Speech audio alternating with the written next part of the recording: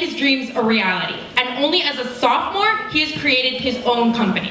So here to tell you about his power and how it has shaped his own identity, I am here to welcome Lloyd Kwan.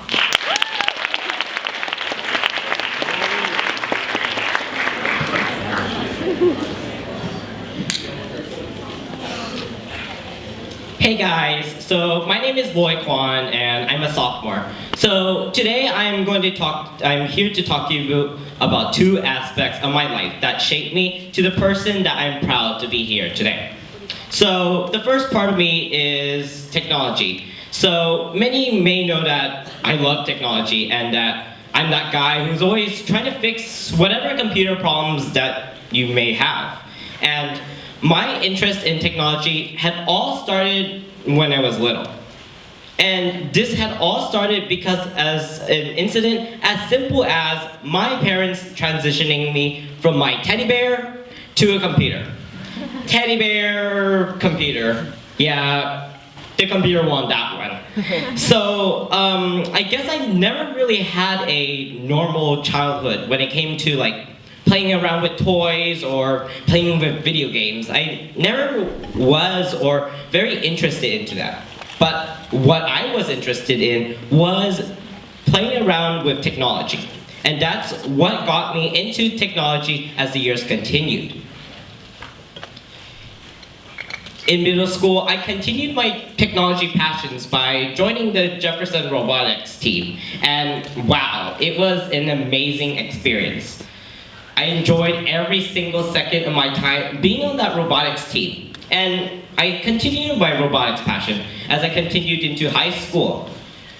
Since 9th grade and into 10th grade, I am and currently on 2 robotics teams.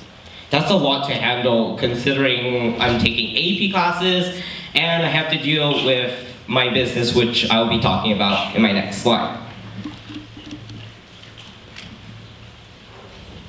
So the next aspect of me, many might know it's my business or entrepreneurship.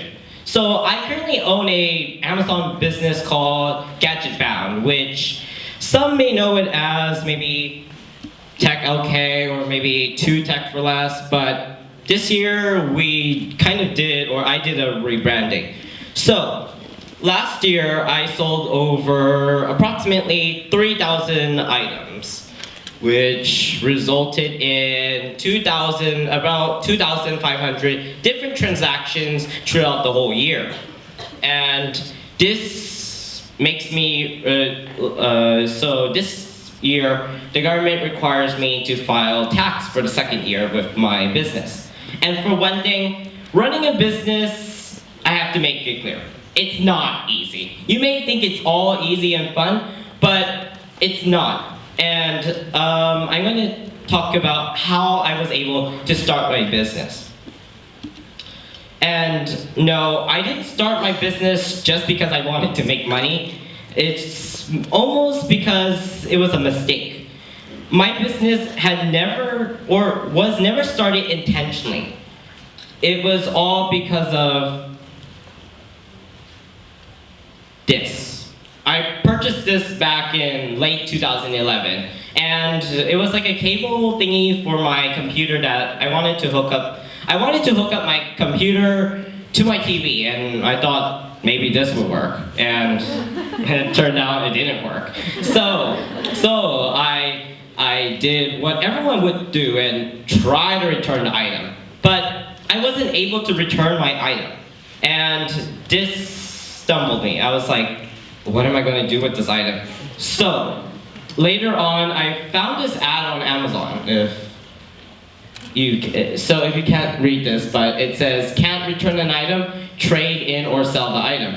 So I stumbled upon this ad and I'm like, oh, I could sell this. Like, maybe I could try selling this item and maybe someone would buy it. And this was the birth of my business. So after learning about this advertisement and setting up my account on Amazon, I listed the item. But it wouldn't be until 7 months later until I actually got the sale. And by that time, I completely forgot about that cable.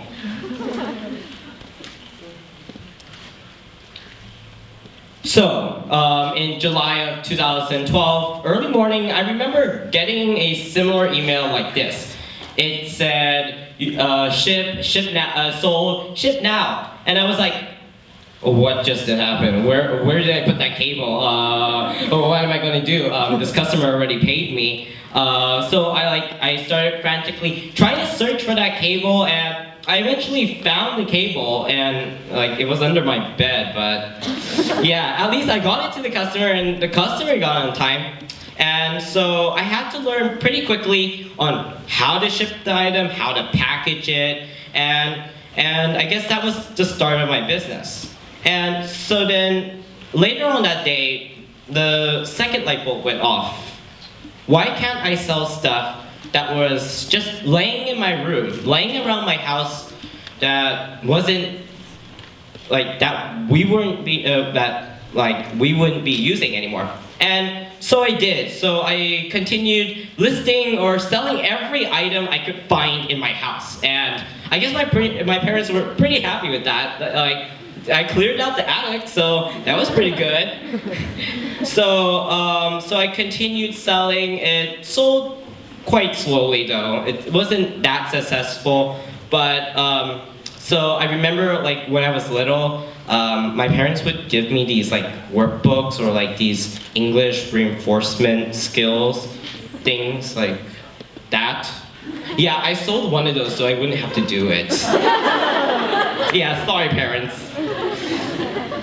It wasn't until maybe 2013 when things became serious with my business, and after selling all the junk I could find, I pretty much ran out of stuff to sell until my third light bulb went off. And I was at Target, and I was just glancing over their clearance aisle, and I was like, wait, these products are still brand new. Why can't I just sell these products? And so I did. And so I continued just hoarding the clearance section, and I would just get these glares or dirty looks from these cashiers because I'm just buying all these items that have red tags on them. So yeah, that was pretty funny, and so I continued doing that, and more importantly, going into 2014 and 2015, it was more about finding more and more stuff to sell one after another. And I remember that my first investment I purchased on late 2014. It was 500 those iPhone cables that you use to charge your iPhones. Yeah, I spent $300 on that, and I was like, holy cow, how am I going to make $300 back on these items? I just spent $300. I better find a way to sell all of these. And it eventually did. And I still, this day, when I see my credit card bills or when I see my end-of-the month statements I get from my credit card company, I'm like, how am I going to pay for all of this? What did I just spend? And that still happens today.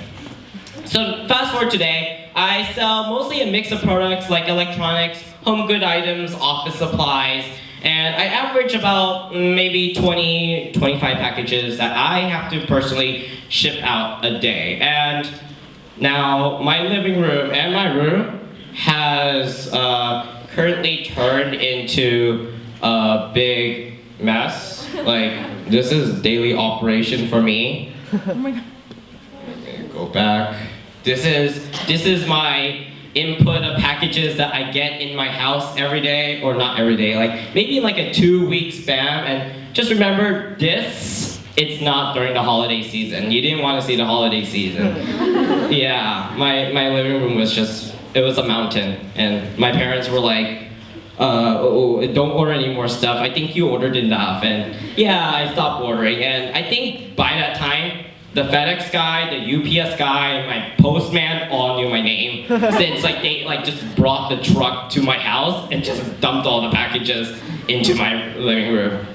And so I have to admit, running a business may sound easy, but it's not. There's a lot of moving parts, such as gathering the products, listing it, making the sale, shipping it, and finally providing the customer service. It's a lot of work. and sometimes it's hard to balance my work and my schoolwork. Just like during finals week. During finals week, not only I had to study for my AP Chem final, I also had to ship hundreds of packages so that customers wouldn't get upset at me. So this year, sales, I guess, has been doubling or tripling already for me. I sold over 800 items just in the last month or so. And I guess I continue to grow. But I never look back at my success. Rather, I look towards what can I do in the future. My parents have been, I guess, pretty supportive of my business, but they never really played a big role of actually helping me run my business. A lot of stuff I had to learn alone by myself, and my parents didn't come from business backgrounds. I didn't learn anything or take a course on business. Rather, I just self-taught myself, what can I do to earn this money? Rather, I just used the computer and the internet.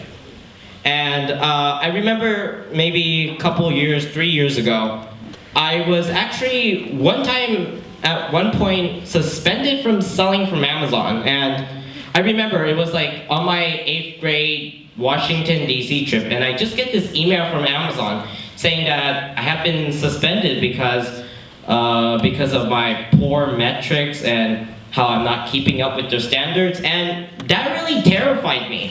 I didn't even know what to do, and then they were like, you would need to come up with a business plan.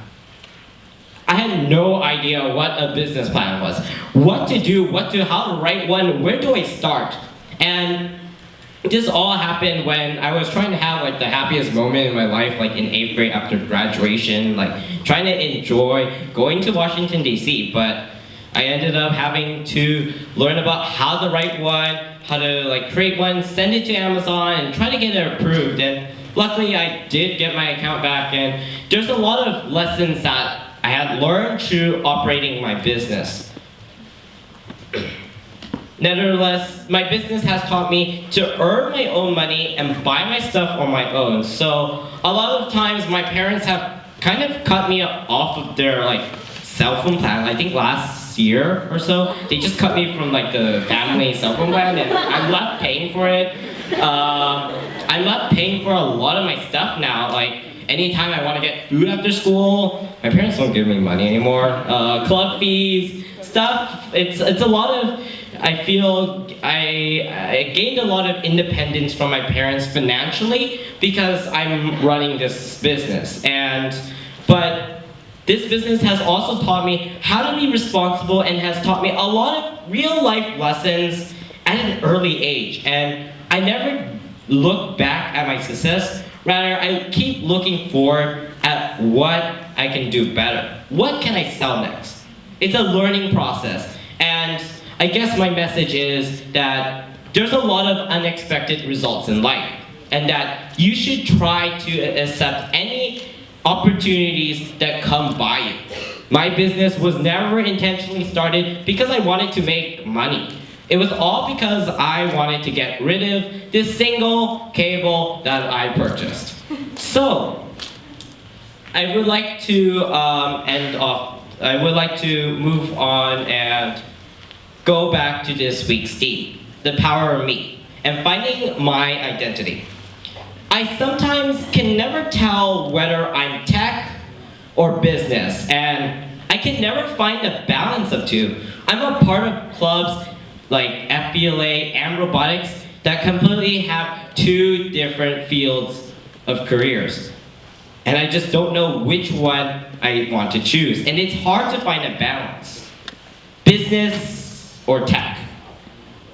But recently, I was able to discover that I can do both business and technology, and that I didn't just need to pick one. I have two sides of me, and when people ask me what I want to be, whether it's going into business or going into the entrepreneur and technology field, I still haven't really decided, and I don't know if I can. Don't know because both aspects play a huge role in my life. I want to find a career that finds both aspects in a career that I would like. So with my experience dealing with technology and managing my own business, I first learned that people will buy anything. Seriously. People will buy stuff that I don't even know why they would want it in the first place. Second, I learned that it's hard to get a reach of people. Like Peter from FedEx. Like Peter hasn't called me back from FedEx in a long time. So if anyone knows Peter from FedEx, have him give me a call back, okay? And but more importantly, it's okay to have multiple aspects or different aspects of who you are. For me, it's business and technology. And I can be equally passionate, spend equal amount of time, and be equally interested in both passions.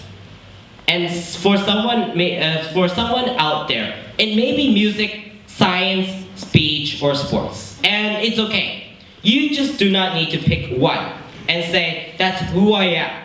Because that's not. Your sports, your music, your robotics, English, math, science, and engineering. You do all these things. And together, that is what creates you. You have the power to be you.